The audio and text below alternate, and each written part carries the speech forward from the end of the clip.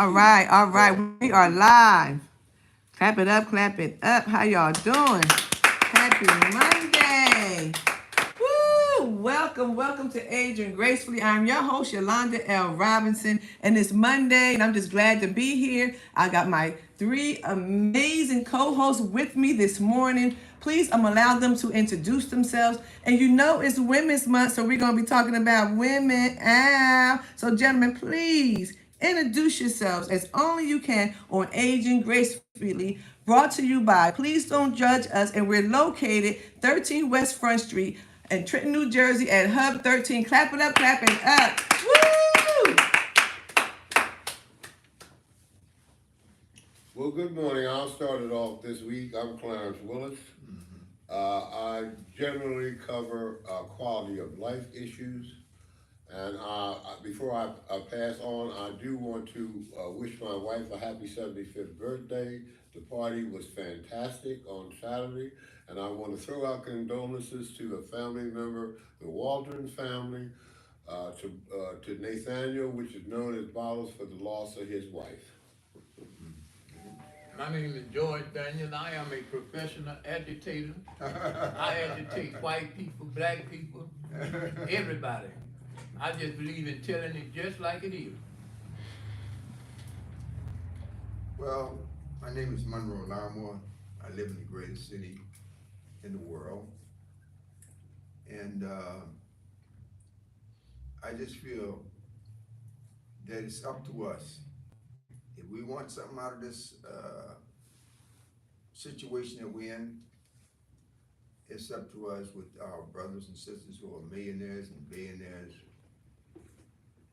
They have got to come through for us who are down and we're trying our best to get up. And it's not that we're not trying. A lot of us are trying our best to get ahead, and we're just having a tough time, and we need help. We need our millionaires and billionaires to help us. And we have to have a plan, because they're not going to spend money if we don't give them a plan that is going to work. And I think that most importantly, we need our own hospital, because we see on television, they give you commercials telling you to take this drug for this food-related problem, take this injection for that food-related problem, and if that don't work, I got another drug for you. You know, if that drug is too strong, we'll give you a weaker drug. And if that's too weak, we'll give you a stronger drug. But they never tell you what are you doing that's causing you to feel uncomfortable. If the kids are not eating right, they're not going to act right, and so what are you going to do? Give them hard on Ritalin? You got to change the food habits. And I said it over and over again to my family. Stop eating the fried food. And what do? I go there and I see they give me fried food, and it's hard to resist something that tastes so darn good. All right, I'm going to leave it there for a minute. All right. Well, thank you, gentlemen, so very much for introducing yourselves. But we're gonna move on. We're not gonna be long, because like I said, it's Women's Month, my birthday month. You know what I mean? All that kind of stuff. Yay! Your birthday. Don't do it, Mr. Willis. You already know. Y'all already know. So I'm ready. Y'all ready? So let's cap it up. I'm gonna be glad here today. Y'all know that little song everybody be dancing, but I just like to use the fan, because you know. You're pretty good at it. Thank you. Well, welcome everyone to Aging Gracefully. I'm your host, Yolanda L. Robinson, and you heard from my three amazing panelists. And today's topic is our priority is to look out for each other, right? That is our priority, just to look out for each other in ways that we have never done before. You know, ways we've dreamed about, wanting someone to help us, you know, wanting someone to just swoop in, you know, like Mr. Al always say, and give us encouraging information, health-wise, and things like that. So why not we be those people that started, you know, because you know what you want, right? So you make it a priority to make sure someone else is good. And what happens in turn? Guess what? Give it another one. Give it another one. Give it another thing. You'll be what? Because of the fact, we have, as a panel, for the past, give or take a month, put our telephone numbers out, asking the viewers to call in with your suggestions, your comments, and we have offered ourselves with the backing of our viewers to organize and talk about making up a plan to go forward. We don't have to depend on anybody. See, when you don't even depend on yourself, when you procrastinate with yourself, you're not gonna go anywhere anyhow. So if that's the case at hand, okay, don't poke your lips out when somebody else goes and gets ahead. Yeah. Go like this, and you'll come right on back in. Don't say nothing. Don't say a word. Just put your hand out there and your lips will go right on back in. Get your hand poked out. Because these gentlemen are giving you an opportunity. If it's not here, let it be somewhere. Somewhere, organize somewhere. Organize somewhere in a peaceful way where you get the conversation started and then you make the action, right? Now, people, I'm gonna just say this. The boycott lasted for a year and some odd days, right? The bus boycott? The bus, right? So it 381. yeah, thank you. So it has some impact because they stay consistent with it, right? So, but when you do something just for a day or two, for something like that, it doesn't make the impact that you want it to make. You know what it does? Is get people who be petty to come back at you, okay? Because you didn't make an impact enough for them. But they had a purpose for the boycott. We've been boycotting ourselves since Emancipation Proclamation, okay? So now, in other words, what I'm saying, you know what your purpose should be, so pull it together and get it together. Yes, Right. make that be a priority. Yes, indeed. Anybody want to take these are strawberry cream? They're so good. Strawberry cream tea. Oh, okay. So I see the professional agitator is leaning forward. Get ready to So fire off. yeah, get ready to fire Fire off. off. So I'm gonna do like this real quick, real slick. Cause we already know. Listen, I'm gonna say this. Listen up and think about what you could do for yourself and your community. Because if you don't, someone else will do it for you. But listen, I'm gonna allow the professional agitator to take you back and then bring you back forward, okay? Thank you. Well, this is what I have to say. Back in the day, we had communities. Like communities where everybody knew everybody. And being a community that works with each other, go to church with each other, go dancing with each other, get together and talk about raising their children. When one little child have a birthday party, the whole neighborhood is at the birthday party. That's the type of community that I come from. I also come from a community that everybody protected everybody because we knew everybody that lived in the community. And if any trouble came to the community, we knew that you didn't live in that community. So you got what you was looking for. But to show you how close the community was, us that went off to the military, when you came back home, the first thing they asked you for was your discharge. Everybody wanted to see your discharge. What they wanted to see was honorable discharge. That's what they wanted to see. That's what they was looking for. Yeah. You didn't have to have any rank, you didn't have anything. As long as you had that Why you honorable back home? discharge. Why you back home, bro? Sis, why you back? So we worked together, and we didn't have no swimming pool. We used to swim in the box canyon, a number 7 pond. We didn't have no baseball field, so we went in the woods and made a baseball field. Leveled it out and everything, made a baseball field. And this is when people were working together. But now, I notice, as we get rich, we forget about the people that we left behind, because we don't come back. When I was growing up in Birmingham, what I would hear men say, well, young men, I'm talking about young men, I got to get away from here to get me some money to build my mama a house. Yes. Not get away from here and don't come back, but to get some money to build my mama a house. this was the crap for everybody to build a new house. That's what people would just say. Nobody told them to say that. But now, we got millionaires, we got billionaires, and we are worse off Yes. in 2024 than we was in 1960. In 1960, we was in the South. I'm talking about the South because I grew up in Birmingham, Alabama. Things was segregated, but blacks was together. They looked out for each other. You didn't have to worry about being hungry because anybody would feed you. And there was no homeless people. There was no people sleeping on the street. And we didn't have anything then. We had a lot of love for each other, what we don't have now. That's right. What we don't have now. See, I can't be a good neighbor if I'm not concerned about my next door neighbor. I got to be worried about the little boy down the street. I don't want him out playing in the street to get hit by a car. So I got to look out for him. So these are the things that we have to do.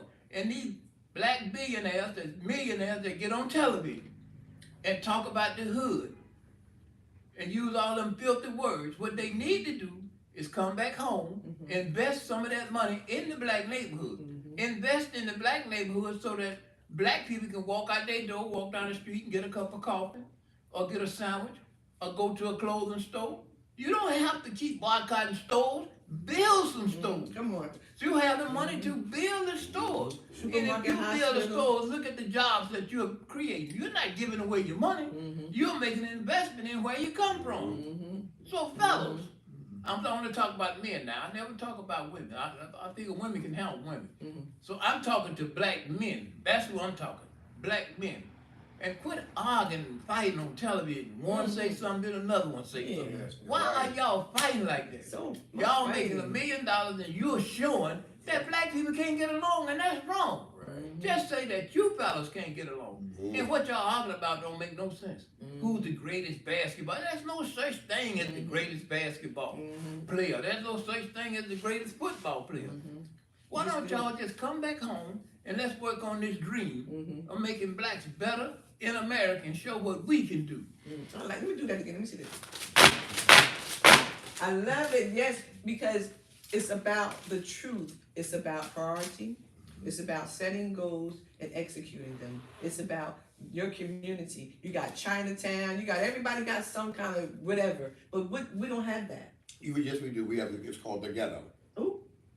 Well, They done labeled us like they labeled everybody else. See, white folks did all this labeling. But I don't yeah, accept but I don't accept it because to me they put that they came up with the term the ghetto during the Holocaust when they put all people together. And I know what it means. The ghettos just changed race because remember the Jewish people were in the ghetto. The Irish people were in the ghettos in New York, Boston, and Chicago. But it can be and all something like very that. nice. It can be something very nice and something that is purposeful for the community. You understand what I'm saying? So, like you said, if we need to have hospitals and things of that nature, that means it needs to be food that is tailored to what we can intake.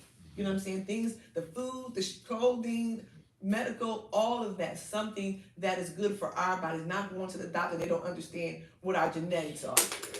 You know what I mean? So a lot of times it's about genetics. So what they do, if they got a doctor around here, probably got everybody in the whole community probably on the same blood pressure medication. How could that be?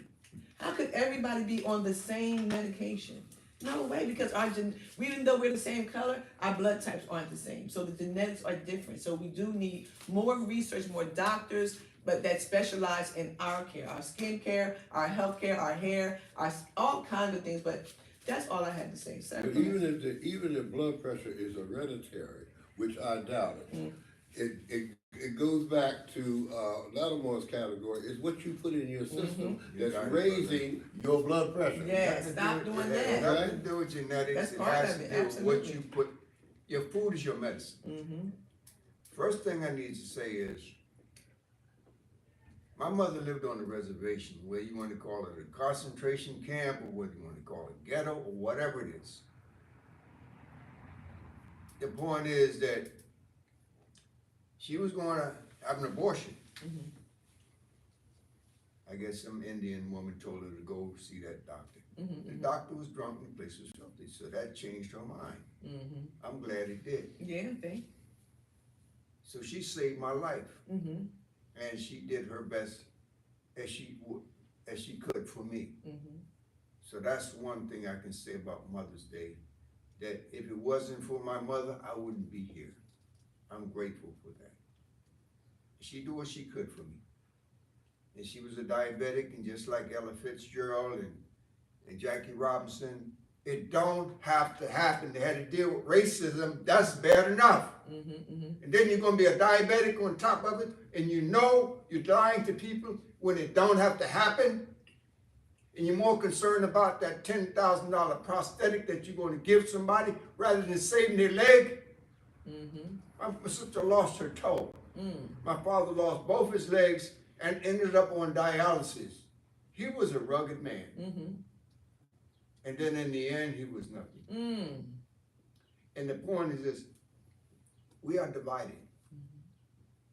The example that I want to give is whether it's Africa, whether it's here. Patrice Lumumba, he tried to unite the country. He went to Belgium and said, look, we want to be free. We want to be independent. And then he got to come back and face Masabubu and Kasabubu and Mobutu. They wanted each to have their own territory. He was trying to unite the country, and they was trying to stay a divided country. We got to unite. We got to pull together. You gotta pull together. But And we have to have the education that is going to have our uneducated millionaires and billionaires. They don't know what to do with their money. We have to educate them. Yeah. Show them how to They say, spend look, you're making a fool out of yourself. You're going to the casino and blowing all your dough. There's a DVD right there on Conmademy Street about all these sports athletes who went to the casino in Las Vegas. Lost everything. everything. We have a famous boxer who You are lost what you everything. are. So the That whole money lot. don't break or make you. That you are what you are. Just like the hip hop people. You're still a thug. You act like a thug. You're a millionaire thug. You still jumping and killing people. You are what you are.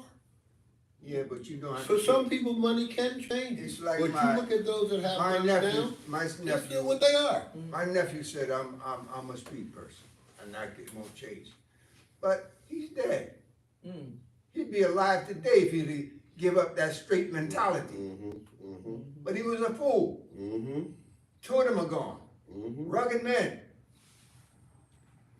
in the family. I mean, really rugged men. Could have been somebody. Like the football player that's now on television on the talk shows and all the morning show and all that other stuff. He could have been they could have been somebody.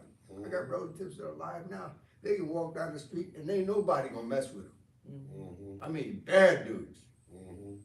But they're lazy, don't want to work. A woman don't want you if you don't want to work. If you don't want to set an example for your wife and your kids, you don't deserve a wife. I mean, the way we are living today, with the way this world is going, so much division, so much hatred, so much billions of dollars being going overseas to fight wars. It's time for peace. It's time for unity, sanctity of spirit. You know, a godly spirit. Not if Living you the wanna right be a way, dictator. that's it. Not if you want to be a dictator. It's not time for peace. It's time for war. It's time for chaos. Look what's know, all going on. these Look what's terms- going on right now. It's happening right now in front of us. It's not yesterday, 10 years ago, the future. Look who's down there in Washington D.C. and look at his agenda. And his agenda was exposed before even the election. 2025 plan is in full bloom. Look, man. Well, let The me country is broke. It's declining. If it's going to be revived, we're going to have some money. And if you got a job and you're not working, look, we can't go on like this. We got to have money. So if you're not working, you're in a job and you're not busting your hump to hold on to it. You know, I mean, when I went to work, you could say that many of us, we look at wars going on overseas, but we got wars going on right here.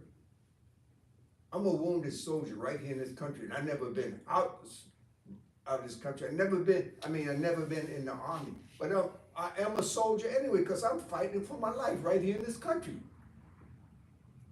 Many of us are catching hell. I've been called a soldier several times.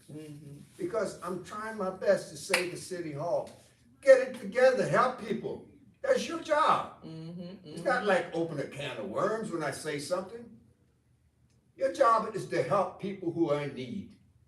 Well, And they you give know, themselves a raise and they ain't doing a damn thing to earn it. Well, we keep voting them in.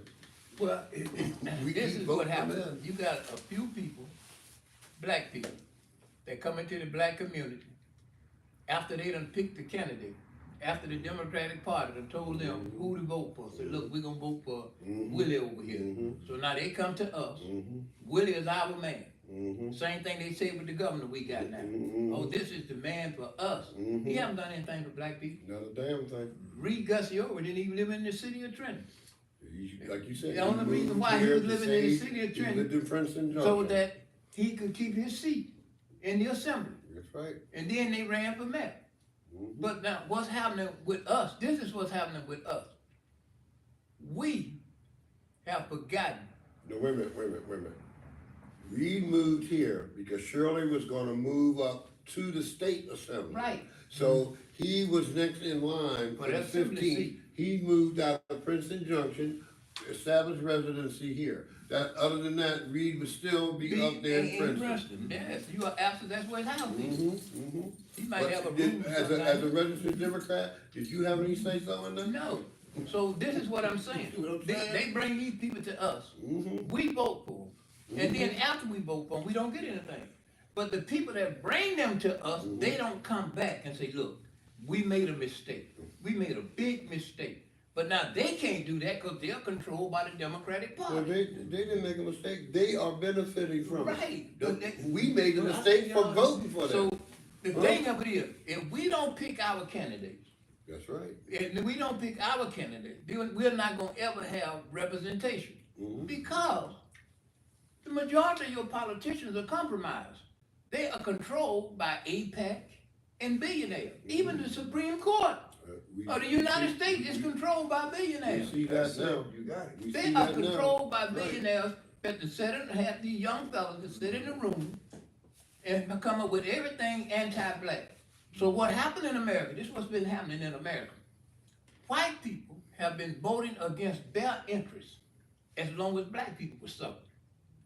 As long as black people were suffering, they would vote for a George Wallace, Lindsey Graham.